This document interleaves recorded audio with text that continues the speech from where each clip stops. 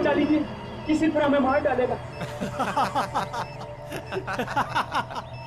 घबराओ मत, मैं इसे भी प्रद्युम्न हूं, कुछ नहीं होने दूंगा तुम्हें। इनकी बातों को ज्यादा सीरियसली मत लेना।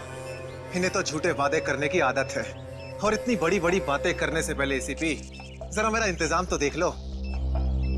बस रिमोट के इस बटन को दबाना है और ये तीनों हमेशा के लिए बूम, धरती से गायब।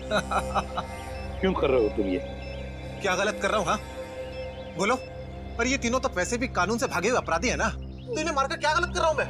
इन्हें सजा देने का हक तुम्हारा नहीं, सिर्फ कानून का हक ही है। बस यही तो प्रॉब्लम है, जब तक तुम कानून में हो कुछ नहीं हो सकता।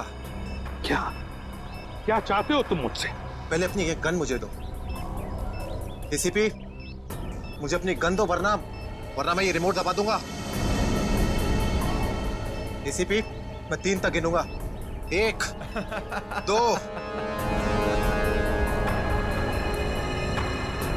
3। नहीं,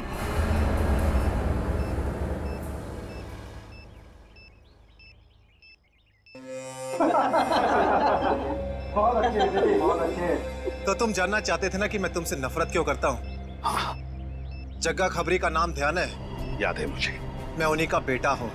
पता चल चुका था मुझे। एसीपी, तुमने मेरे पिताजी से वादा किया था ना कि तुम उनका बाल भी बाका नहीं होने दोगे, फिर क्यों नहीं बचा सके उन्हें? बोलो। देखो चिराग, तुम्हारे पिताजी की मौत का बोझ आज भी मेरे दिल पर है। बंद करो ये तुम्हारा नाटक। उस वक्त कहां थे तुम, जब मेरे पिताजी की मौत के बाद मैं और मेरी मां दर दर की ठोकरें खा रही थी? खाने के पैसे तक नहीं थे हमारे पास। तो तुम मेरे पास चले आते, मैं कुछ मदद कर सकता था तुम्हारी। क्या कर लेते तुम? हाँ, सिवाय झूठे वादों के। तुम्हें पता है एसीपी, मुझे कैंसर है, आखिरी स्टेज, और ये इसीलिए क्योंकि मेरी मां के पास पैसे नहीं थे मेरे इलाज के लिए। मैं तुम्हारा दुख समझ सकता हूँ चिराग, तुम्हारी तकलीफ समझ सकता हूँ, मगर इन तीनों ने क्या बिगाड़ा है तुम्हारा? तुम इन तीनों की जान बचाना चाहते हो? हाँ, तो तुम्हें अपनी बलि देनी होगी। क्या मतलब? मतलब तुम इस बिल्डिंग से छलांग लगानी होगी, ताकि फिर कोई जग्गा खबरी सीआईडी का शिकार ना बने।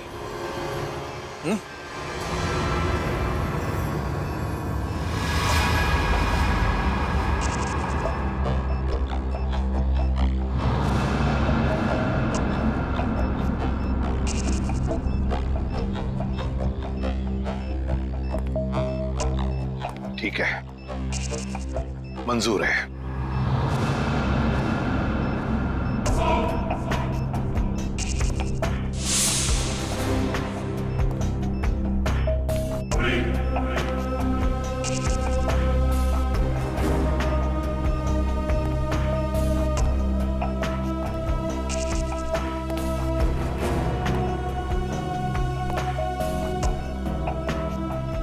चढ़ो एसीपी, चढ़ो।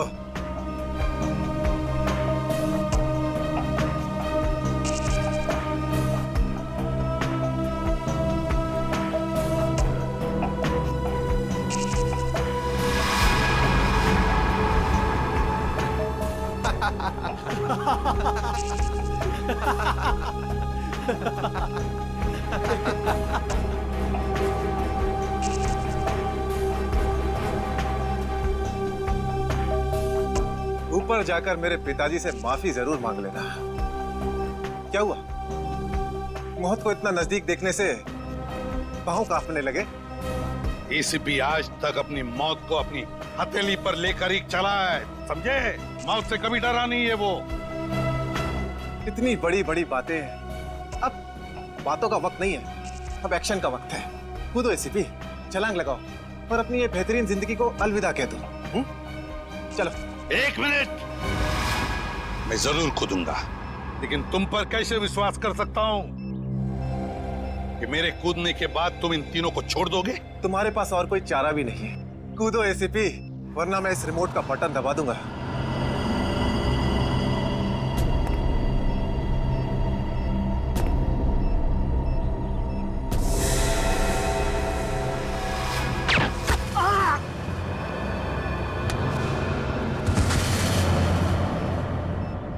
पकड़ो इसको।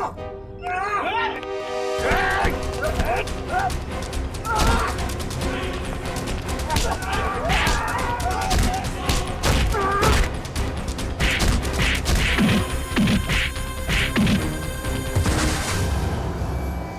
मिस्टर चिराग, बहुत चला लिया न्याय की अदालत।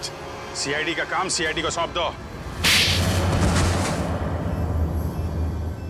फ्रेडी, पंकज, उन तीनों के शरीर से बॉम्ब हटा दो संभाल के। और तुम मेरे दोस्त, मेरा कबरी जग्गा के बेटे लगते ही नहीं। उस बेचारे ने तो अपनी जान कुर्बान की हमारी मदद करने में, कानून की मदद करने में। मगर तुम, लानत है तुम पर, जैसे घटिया काम करने निकले थे। दो खून किए तुमने। तुम्हें तो शायद फांसी ही होगी, फांसी।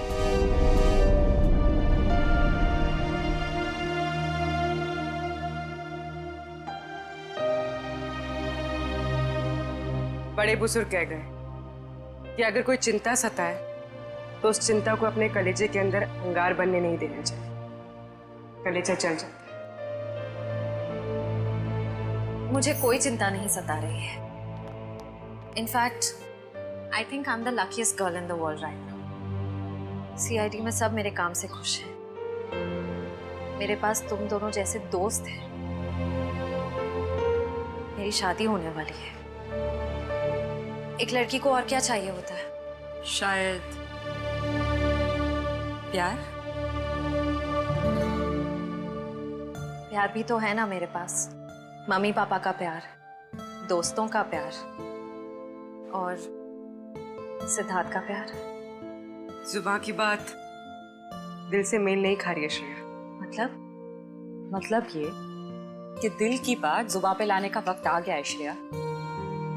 वो श्रेया कहाँ गई? हाँ, जो अपने सारे डिसीजंस खुद लेती थी, जिसे पता था कि उसको अपनी जिंदगी में क्या चाहिए।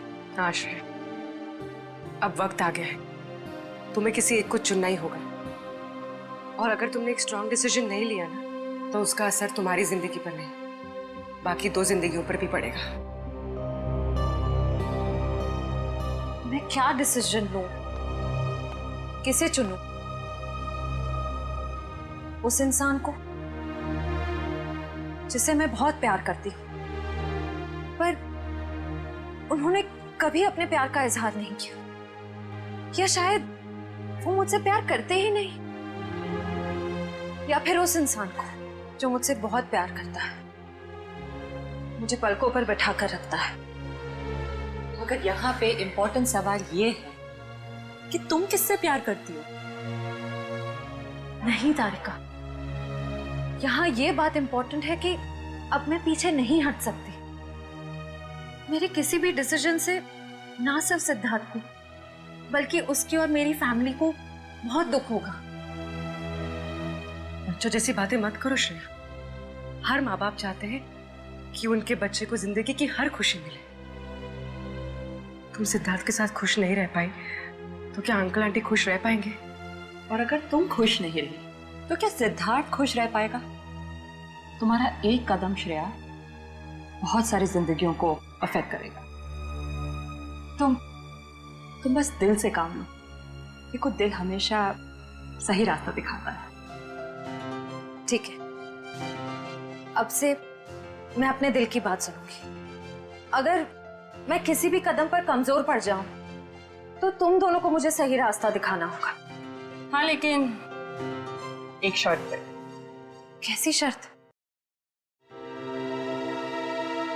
तुझे आइसक्रीम खिलानी पड़ेगी। Of course.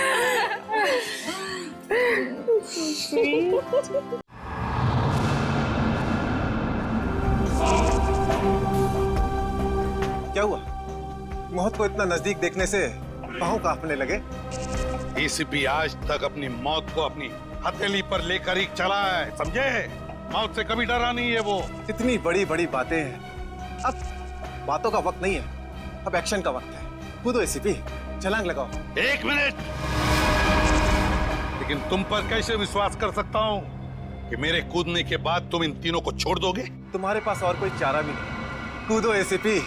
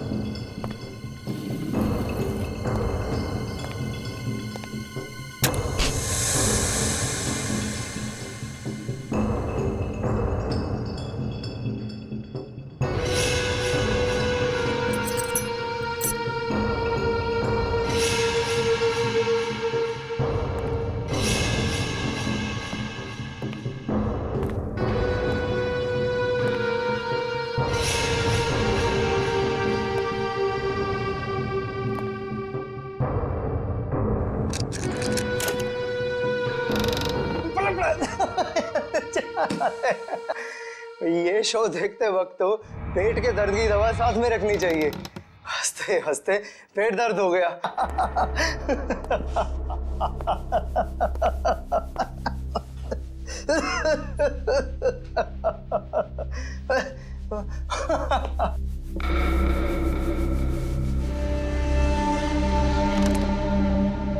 कौन है ये? प्रमोद कौन है ये?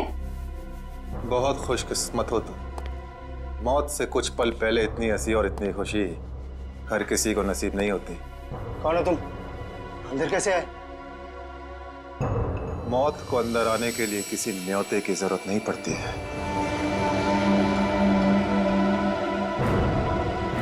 ये क्या कर रहे हो?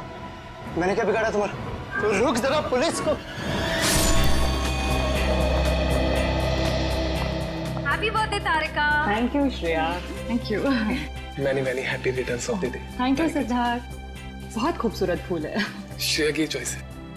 हाँ वो तो है, श्रेया की चॉइस तो कभी गलत हो ही नहीं सकती। हाय सिद्धार्थ। हेलो। हाय श्रेया। हाय पूर्वी। काफी देर कर दी आने में। थोड़ा ट्रैफिक मिल गया रास्ते में। अरे फ्रेडी सर, ये गपागप खा रहे हो? आप तो बोले थे डाइटिंग कर रहे हो। डाइटिंग ही तो कर रहा हूँ। इसके पहले तो मैं 5-5 प्लेटें एक साथ खा जाता था। क्या बात कर रहे हो? हमारे प्लान पे तो पानी फिर गया अभिजीत। अरे ऐसे कैसे? कुछ ना कुछ तो करूंगा मैं। कैसे? हृदय, उस कमरे में तुम्हारा कोई वेट कर रहा है। मेरा वेट कर रहा है? हाँ। कौन? तुम जाओ तो सही। अरे जाओ।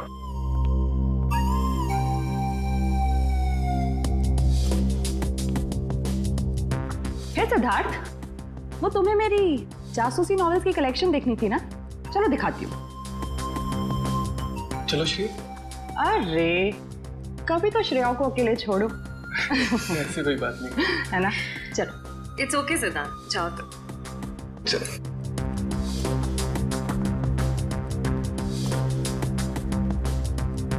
अरे श्रेया, तुम यहाँ? वहाँ कमरे में कोई तुम्हारा वेट कर रहा है। कौन? अरे जाओ देखो तो सही। अरे सर,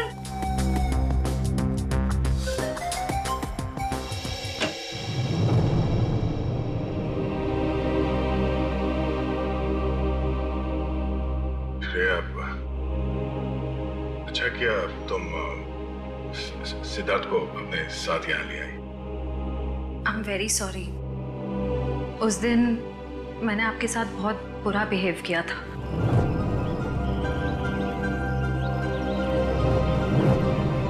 छोड़ो ना, मैं भूल गया हूँ, तुम भी भूल जाओ। काश भूल पाना इतना आसान होता। जिंदगी कितनी सिंपल हो जाती है। श्रेया, ये यादें ही तो है जो उदास दिलों को जिंदगी जीने का हौसला देती है। अगर यादें ही ना हो तो जिंदगी कितनी बोरिंग हो जाएगी। तो क्या तुमने सिद्धार्थ से शादी करने का फैसला कर लिया? मेरा दिल कुछ और कह रहा है, दिमाग कुछ और। मैं जानता हूँ श्रेया, हमारे काम में हम दिल की नहीं दिमाग की सोचते हैं। मगर एक बार सीआईडी ऑफिसर ने एक आम लड़की की तरह सोचो। दिल का इस्तेमाल करो, उसकी आवाज सुनो। मेरे दिल में तो एक ही इंसान का नाम गूंजता रहता है, और वो नाम है श्रेया। सिद्धार्थ। सिद्धार्थ प्लीज, सिद्धार्थ मेरी बात तो सुनो प्लीज। अब सुनने को बाकी क्या रह गया? पूरी हकीकत मैंने अपनी आंखों से देख ली है। तुम दया से प्यार करती हो ना?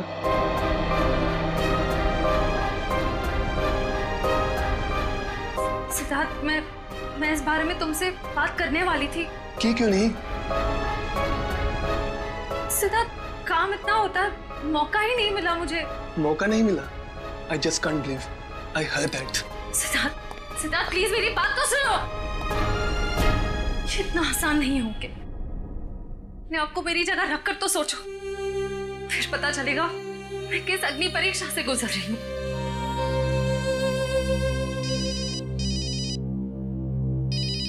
हेलो, कौन? सर दोनों पति पत्नी थे, प्रमोद और शांति। सर हमने कभी सपने में भी नहीं सोचा था कि हमारे होटल में ऐसा कुछ होगा। एक मिनट, आप बाहर खड़े रहिए।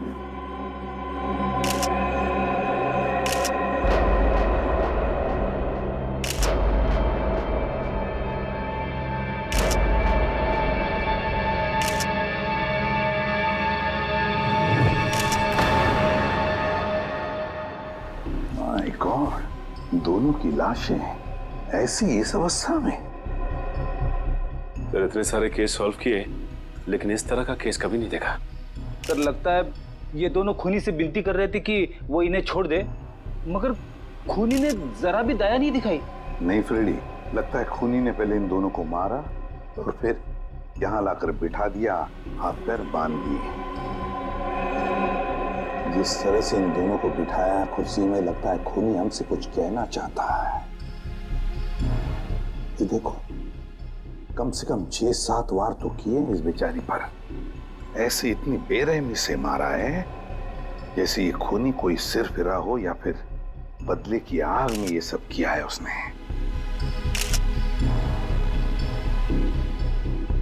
My God. सर इस प्रमोद की पीठ पे भी वार किया गया है।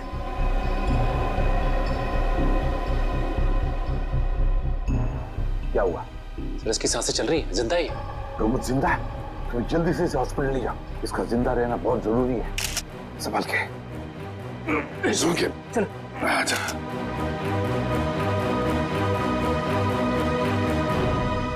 एक बात बताओ, ये खूनी अंदर आया कैसे? किसी ने देखा कैसे? नहीं सर ये सब रात में हुआ सर, और रात के वक्त इसकी ड्यूटी रहती है सर, इससे पूछिए आप। कैसे हुआ ये सब? सर कुछ देर के लिए मेरी आंख लग गई थी रिसेप्शन डेस्क के ऊपर। तुम्हें शर्म नहीं आती ये कहते हुए कि तुम्हारी आंख लगी थी ड्यूटी पर? Sorry sir. एक बात बताओ, ये दोनों प्रमोद और शांति कब से रह रहे तुम्हारी होटल में? सर पिछले 6 दिनों से रह रहे थे और आगे भी 1 महीने रहने का प्लान था सर। क्यों, कुछ बताया इन्होंने? सर प्रमोद जी की नई नौकरी लगी थी, नासिक से इस शहर में नए आए थे, उन्हें अपना घर नहीं मिला, इसीलिए होटल में रह रहे थे सर। ठीक है, जाओ। वंश, प्रमोद और शांति, इन दोनों की पूरी जानकारी चाहिए मुझे।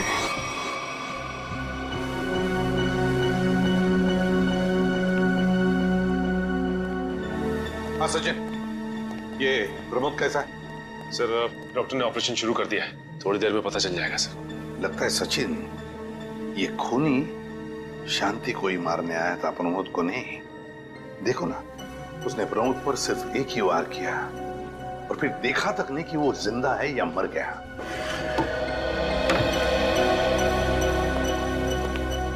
हाँ डॉक्टर साहब, कैसा है प्रमोद? हमने प्रमोद को बचा तो लिया है, मगर मगर क्या? वो कोमा में चले गए हैं। कोमा में? लेकिन डॉक्टर साहब प्रमोद को होश तो आ जाएगा ना? हम तो अपनी तरफ से पूरी कोशिश करेंगे, मगर कुछ कहा नहीं जा सकता। Thank you. कुछ भी हो, प्रमोद होश में आना ही चाहिए। खूनी को सिर्फ प्रमोद ने ही देखा है। डॉक्टर साहब, शांति की लाश से कुछ पता चला? दया, मौत की वजह तो तुम लोगों को क्राइम स्पॉट पे ही पता चल गई होगी। पेट पर चाकू के इतने सारे घाव हैं, उसी की वजह से मौत होगी बेचारे की। हाँ, वो तो हमें पता चल गया था। उसके अलावा कुछ और? हाँ, एक खास बात, 2 महीने पहले इसका किडनी का ऑपरेशन हुआ था। ये देखो, इसमें एक फोटो है। किडनी का ऑपरेशन? वंश, पता करो शहर के किस हॉस्पिटल में शांति के किडनी का ऑपरेशन हुआ था। और सर वो क्राइम सीन पे जो खून मिला था वो शांति और प्रमोद का ही है। खूनी ने खून करने से पहले एक कदम फूंक फूंक कर रखा है।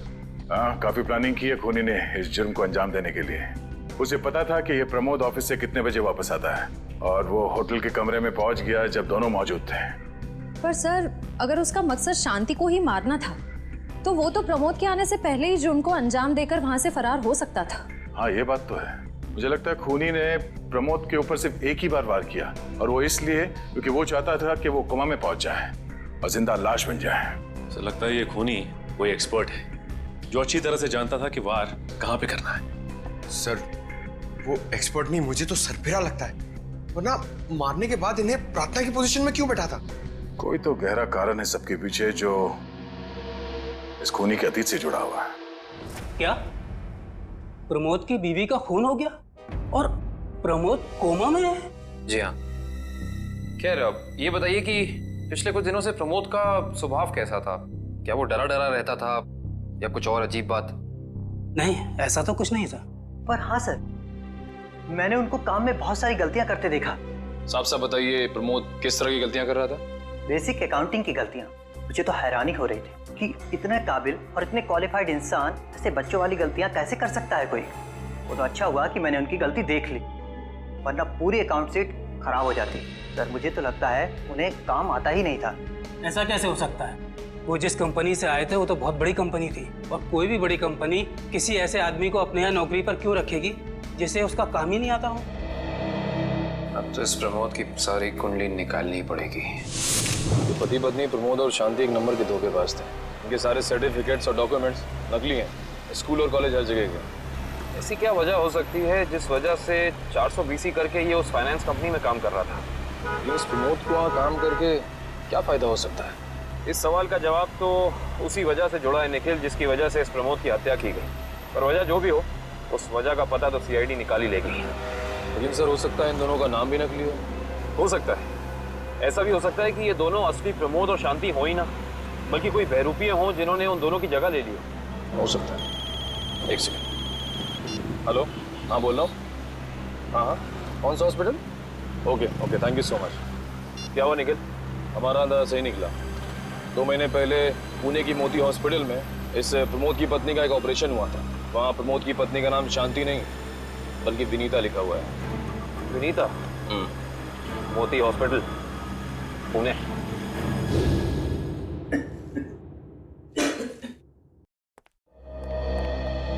एक्सक्यूज मी, एक वक्त पे सिर्फ एक ही मरीज अंदर आएगा?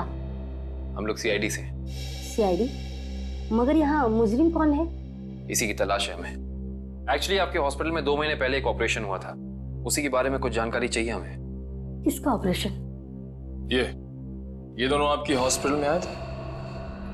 ये तो मिसेस विनीता कुमार हैं। हाँ, मिसेस विनीता कुमार। और ये इनके पति, इनकी मौत हो गई? जी हाँ, विनीता कुमार का खून हो चुका है और उनके पति प्रमोद अब कोमा में है। डॉक्टर ये बताइए कि मिसेस विनीता कुमार ने किडनी का ऑपरेशन कराया था ना? जी हाँ। हम उसके मेडिकल रिपोर्ट्स देख सकते हैं? यहाँ पे तो पति का नाम त्रिलोक कुमार लिखा है। मतलब त्रिलोक बन गया प्रमोद और विनीता बन गई शांति। इस पेपर में उनके घर का एड्रेस लिखा हुआ है। चल के पता करें, शायद कुछ पता चल जाए। नहीं निखिल, कोई फायदा नहीं होगा। इनकी पहचानों की तरह इनका एड्रेस भी नकली होगा, देखना। हाँ, हमने इन्हें ऑपरेशन के कुछ रिपोर्ट्स कोरियर की थी, मगर वो कोरियर वापस आ गए थे। डॉक्टर ये बताइए कि इन्होंने ऑपरेशन का पेमेंट कैश में की थी या चेक से या किसी कार्ड से? इंश्योरेंस के जरिए। इंश्योरेंस? उस इंश्योरेंस कंपनी के कोई कागजात, कोई डॉक्यूमेंट्स हैं आपके पास? हाँ, इसी फाइल में होंगे। गुड।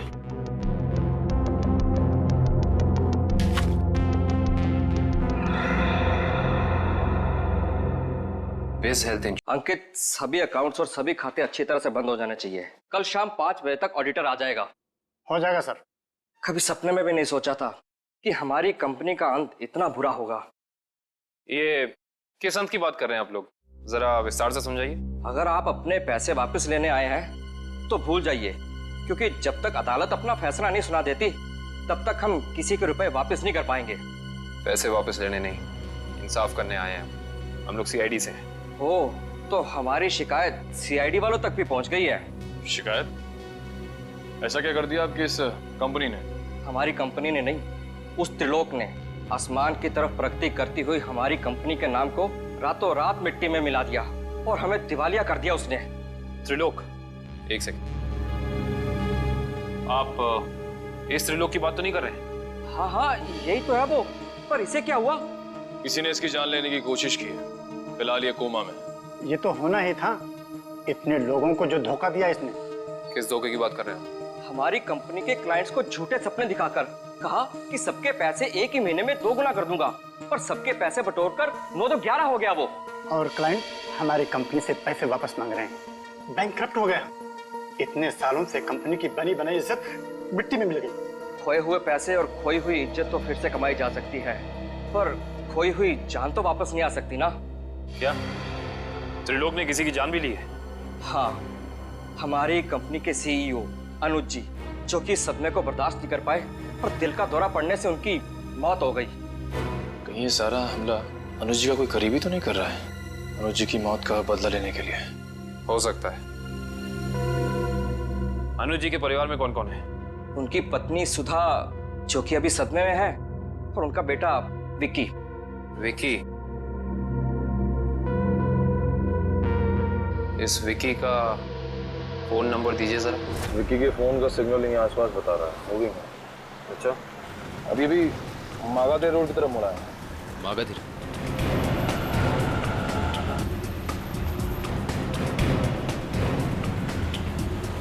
देखो सिग्नल, कुछ पता चला? एक मिनट। क्या हुआ? इस विक्की के फोन का सिग्नल यहीं आसपास बता रहा है। कहीं विक्की इस बाइक को तो नहीं? हाँ सर, हो सकता है ये विक्की है।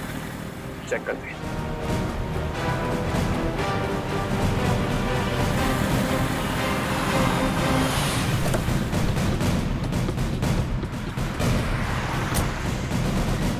सुनो भाई साहब, तुम ही विक्की हो? हाँ, और ये क्या बदतमीजी है? तुम लोग मेरा नाम कैसे जानते हो? तुम्हारा नाम और तुम्हारे सारे कारनामों के बारे में जानते हैं हम। सीआईडी। सीआईडी? इस शहर में क्या कर रहा है? हाँ? कुछ काम था, और तुम लोग मेरा पीछा क्यों कर रहे हो? बकवास बंद कर।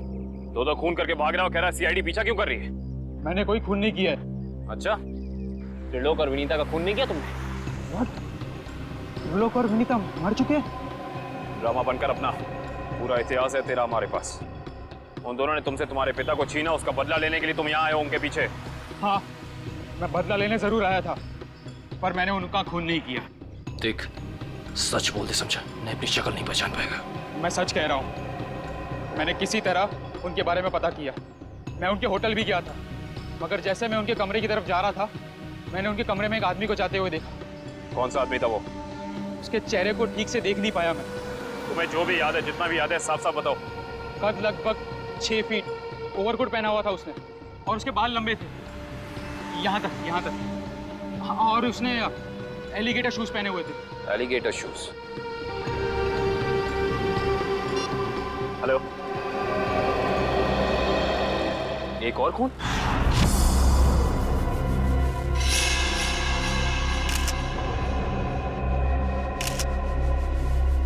लाश ऐसे अजीब ढंग से क्यों बैठा है? कमाल है सर, पिछले वाले केस में खूनी ने उन दोनों को होटल में चाकू मारकर प्रार्थना वाली पोजीशन में बैठाया था, और इसे गोली मार के इस तरह से। लगता है दोनों का खूनी एक ही है। गोली सीधे माथे के बीचों बीच मारी है। अगर ये सीरियल किलर होता तो इसे भी चाकू से मारता सर, क्योंकि विनीता को उसने चाकू से मारा था, इसे तो गोली मारी। हाँ, मगर लाशों को ऐसे एक ही ढंग से बिठाना क्या दो अलग अलग खूनी करेंगे? मुझे लगता है दोनों का खूनी एक ही है, और जिस वक्त इस दिग्वांशु का खून हुआ, लगता है खाना खाने ही वाला था।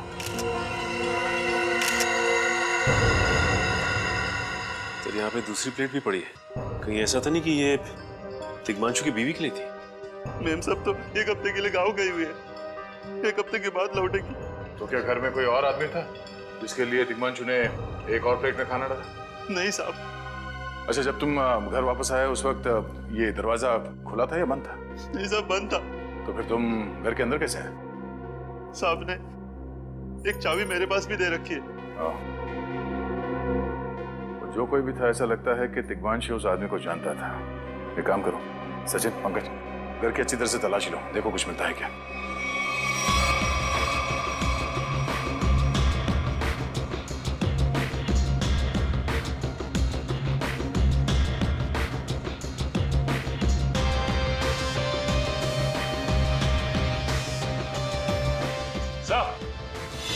हाँ सचिन। हाँ सचिन। ये देखिए सर, यहाँ से शीशा निकाला गया है, चिटकनी खोली गई है, और यहाँ से बाहर जाने का रास्ता भी है। कोई अंदर यहाँ इस खिड़की से आया था। सर लेकिन इस घर में तो सेफ्टी अलार्म भी है सर। अगर यहाँ से कोई अंदर आया है तो सेफ्टी अलार्म बजना चाहिए था और सिक्योरिटी गार्ड को भी अंदर आना चाहिए था। अब इसका जवाब तो सिक्योरिटी गार्ड ही देगा।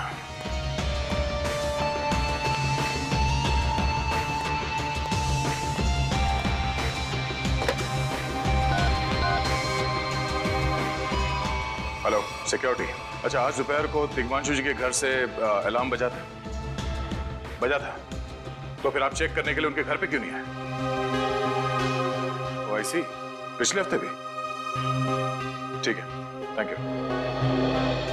क्या बोला सर ये सिक्योरिटी वाला? सिक्योरिटी का कहना है कि अलार्म बजा था और उन लोगों ने घर में फोन भी किया तो दिग्मांशु जी ने कहा कि गलती से अलार्म बज गया, इसलिए वो लोग ऊपर नहीं आए। सर, हो सकता है दिग्मांशु ने मजबूरी में कहा हो, खूनी ने उसके सर पे गन तान दी हो। कुछ कह नहीं सकते। बात करते वक्त अगर थोड़ी सी भी टेंशन हो आवाज में तो ये सिक्योरिटी वाले तुरंत भाप लेते हैं। दरअसल पिछले हफ्ते भी दिग्मांशु के घर से अलार्म बजा था और जब सिक्योरिटी वालों ने फोन किया था तो दिग्मांशु ने यही कहा था कि गलती से बच गया। सर ये खूनी काफी चालाक लगता है, खेल खेल रहा है ये। देखते हैं, जरा देखो इस घर में कुछ और मिलता है क्या। खूनी ने कोई ना कोई सुराग जरूर छोड़ा होगा, चेक करो।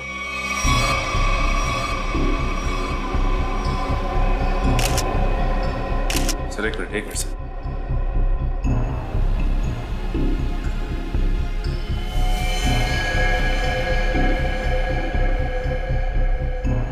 ये देखिए सर, खून। ये खून यहाँ कैसे? कहीं खूनी का तो नहीं है खून? ये तो डॉक्टर सालों के ही बताएंगे। वो खून किसका है ये अभी पता चल जाएगा। तारिक आती होगी रिपोर्ट लेकर के। डॉक्टर साहब, इस दिग्मांशु के बारे में कुछ और पता चला? हाँ। वो कैसे? इसे गोली मारने से पहले बेहोश किया गया था। क्या? इसे बेहोश किया था? इसके खून में मुझे एक खास किस्म की दवाई के अंश मिले जो अक्सर इंसान को बेहोश करने के लिए दी जाती है और वो दवाई से इंजेक्शन के जरिए दी गई थी। ये देखो।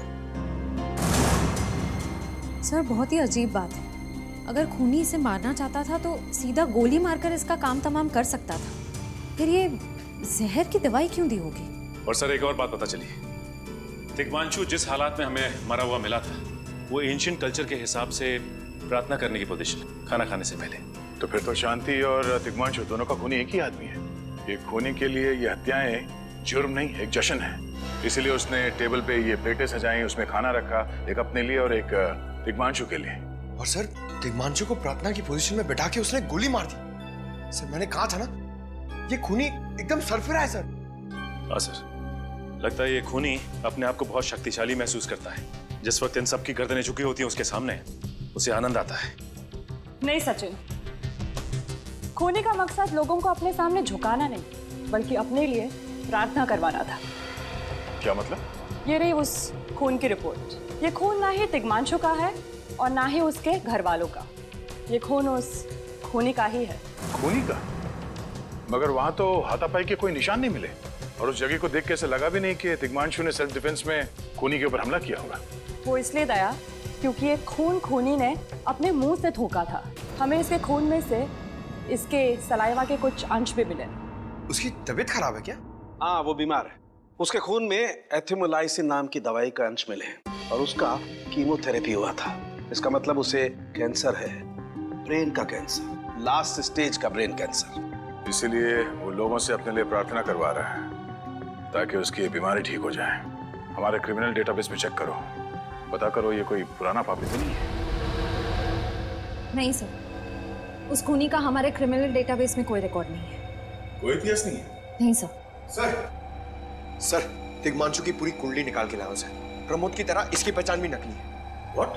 हाँ सर, ये देखिए, उसका असली नाम राकेश है और जिस तरह प्रमोद को चासू बीसी की आदत थी, ठीक उसी तरह राकेश भी भोली भाली लड़कियों को फंसाता था शादी के झांसे में। कई लड़कियों ने आत्महत्या की है इस दिग्मांशु और राकेश के चक्कर में। हाँ सर, शादी के बाद उनके पैसे लेके ये गायब हो जाता। सर, इसका मतलब खूनी ने दो ऐसे लोगों को मारा जो पहले से मुजरिम थे। शायद उसने सोचा होगा कि मरने से पहले कुछ अच्छे कर्म कर लूं। नहीं श्रेया, जरूर कोई रिश्ता रहा होगा उसका इन दोनों अपराधियों के साथ। पता करो इन दोनों अपराधियों का केस किस पुलिस स्टेशन में फाइल किया गया था? सर, ब्रेन कैंसर के जितने भी पेशेंट्स हैं शहर में, उन सबकी लिस्ट मिल गई है सर। कुल मिला के ऐसे 50 पेशेंट्स हैं, जिसमें से 10 पेशेंट्स ऐसे हैं जो कैंसर की लास्ट स्टेज पे हैं। उनमें से 4 औरतें हैं, बचे 6। हाँ सर, और इन 6 में से 4 ऐसे हैं जो 70 साल से ऊपर के बुजुर्ग हैं। अब बचे 2, ये उदय और भानु। तुम इन दोनों से मिले? हाँ सर, ये उदय 6 महीने से हॉस्पिटल में है। और भानु? भानु सर 1 महीने से हैदराबाद में। ये कैसे हो सकता है सचिन? अगर वो मुजरिम इसी शहर में है तो कहीं ना उसका इलाज चल रहा होगा ना कहीं से वो दवाई खरीदता होगा। मांझी सर, इस शहर में जितने भी केमिस्ट है जहाँ पे ब्रेन कैंसर की दवाइयाँ बेची जाती है, उन सब की लिस्ट चाहिए मुझे। सब पता चल गया। त्रिलोक और राकेश दोनों के खिलाफ एक ही थाने में केसेस दर्ज किए गए थे, जगतपुरी थाने। इस केस का पूरा इतिहास जगतपुरी थाने से ही पता चलेगा। Excuse me. यस। आपकी दुकान पे ब्रेन कैंसर की दवाइयाँ बेची जाती हैं? जी हाँ, हमारी दुकान उन चुनिंदा दुकानों में से है जहाँ ये दवाई आपको मिलेगी। वैसे ये दवाइयाँ बहुत कम लोग खरीदते होंगे नहीं? जी बहुत महंगी है एक्चुअली। अच्छा, जो लोग ये दवाइयाँ खरीदते हैं उनकी लिस्ट मिल सकती है हमें?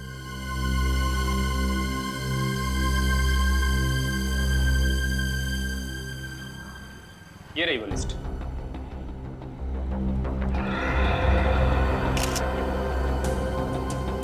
तपन, उदय और नितिन, ये तीनों लोग तो उस मरीज की लिस्ट में थे। अच्छा, आपको पूरा यकीन है कि इनके अलावा और कोई नहीं आता ये दवाई लेने के लिए? जी नहीं, लेकिन हो सकता है कोई गैर कानूनी तरीके से ये दवाई खरीद रहा हो। ये दवाइयाँ काफ़ी महंगी है ना, आम आदमी इसका खर्चा नहीं उठा सकता। अच्छा, आप किसी ऐसे आदमी को जानते हैं जो ये गैर कानूनी काम करता है? एक आदमी है, आंद्रे नाम है उसका। प्यार से लोग उसे एंडी कहते हैं। ये जो ज्वाला रोड पे पब्लिक पार्क है ना, अक्सर। कांस्टेबल सुनील। Yes sir. आप सीआईडी से ही हैं ना? हाँ, हमारी बात शायद आप ही से हुई थी। साहब बताइए, कांस्टेबल सुनील आपके लिए क्या कर सकता है? सुनील जी, हाल फिलहाल में इस रिकॉर्ड रूम में कोई चोरी वगैरह हुई थी क्या? चोरी नहीं तो सर, अब यहाँ वाला कोई चोरी कैसे करेगा? सुनील, फिर आप एक हेल्प कर सकते हैं हमारी। हमें 2 मुजरिमों की फाइल चाहिए। एक का नाम है त्रिलोक कुमार और दूसरे का राकेश भिवेन। एक मिनट सर, क्या नाम बोले? राकेश? राकेश भिवेन।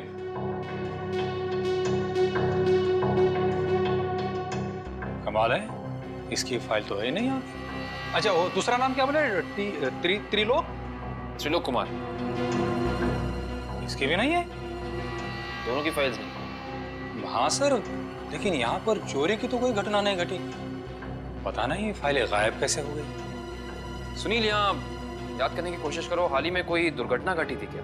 पिछले महीने ऑफिस एरिया में आग लग गई थी, तो अच्छा हुआ फायर ब्रिगेड वाले जल्दी आ गए और हमारे रिकॉर्ड्स नष्ट नहीं हुए।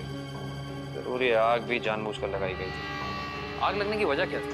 वो बताया गया कि मेन स्विच बोर्ड के अंदर शॉर्ट सर्किट हुआ था। कोई इलेक्ट्रिशियन भी आया था काम करने के लिए। जरूर वहीं छेड़छाड़ की गई है। उस इलेक्ट्रिशियन का कोई आता, कोई पता, कोई कांटेक्ट है? दूसरे कांस्टेबल के पास था, लेकिन वो तो रिटायर होकर गांव चले गए। हाँ, कोई बात नहीं। सुनील, एक काम करिए, आप चेक करके बताइए कि और किन किन मुजरिमों की फाइल्स यहाँ से गायब हुई हैं। पता तो चले आखिर अगला शिकार है कौन इस अनोखे खूनी का। ये ले पैसे। अरे ये दवाइयाँ तो असली है ना। अरे अंकल जी, ये जो शक की बीमारी है ना, कैंसर से भी ज्यादा खतरनाक है। अगर आपको यकीन नहीं है कि ये दवाई असली है या नहीं, तो खुद जाकर दुकान से क्यों नहीं खरीद लेते? अरे तुम तो बुरा मान गए, मैं तो बस ऐसे ही पूछ रहा था, मेरा मतलब वो नहीं। जानते हो, इस तरह से दवाइयाँ बेचना और खरीदना दोनों गैर कानूनी है। आपसे तुम्हारा कोई फायदा नहीं है। मैंने सुना था कि सीआईडी बड़े-बड़े केस हैंडल करता है। मैं तो छोटा-मोटा चोर हूँ, जाने दो ना साहब। हाँ मिस्टर छोटे चोर, ये बताओ कि तुम्हारे पास से ये दवाइयाँ खरीदने के लिए कोई ऐसा आदमी आता था जो 6 फीट लंबा था और लंबे लंबे बाल थे उसके, और वो एलिगेटर वाले शूज पहनता था? हाँ, वही जो आगे से नुकीला होता है। हाँ, आया था चिराग। आप लोग चिराग को ढूंढ रहे हो? हाँ। कहाँ मिलेगा ये चिराग? चिराग? लगता है चिराग घर पर नहीं है। कमरे अच्छी तरह से चेक करो, देखो कुछ मिलता है क्या। पंकज कंप्यूटर चेक करो।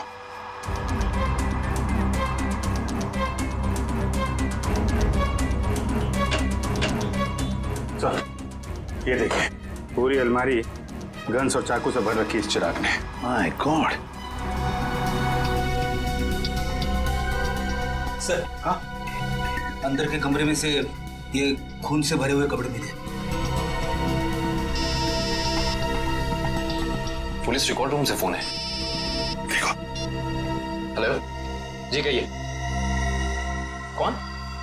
संदीप, स्वाधीन और हेमंत। ओके ठीक है। कौन है ना? सर त्रिलोक और तिग्मांशु की तरह इन तीनों की फाइल भी चोरी हुई है पुलिस रिकॉर्ड रूम से। मतलब अभिजीत, अब ये चिराग इन तीनों में से किसी एक को मारने वाला है। सर एक सेकंड, ये देखिए सर, इस कंप्यूटर की फाइल में इन तीनों की फाइल है। सर ये तीनों भाई हैं और बदमाश भी हैं और इन्होंने 3 खून किए हुए हैं सर। यहाँ पे 2 एड्रेस है, एक चीकूवाड़ी और एक चारको। चारको पर चिकुवाड़ी। एक काम करते हैं अभिजीत, हम दोनों चिकुवाड़ी चलते हैं और तुम लोग तीनों भी चारको चले जाओ। Yes sir. हाँ चलो अभिजीत।